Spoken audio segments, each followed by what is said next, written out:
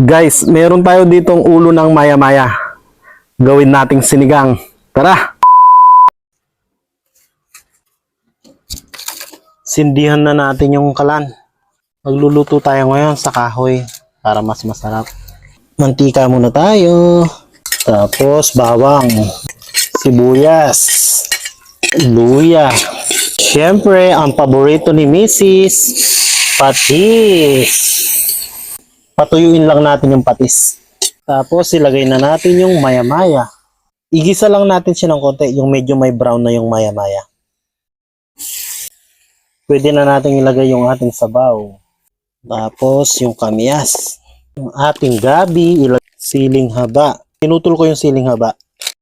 Asin, durugin ko lang yung mga kamyas.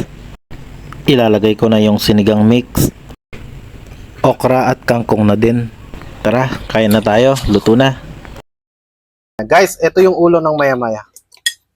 Sabaw. Sarap. Asim. Okra.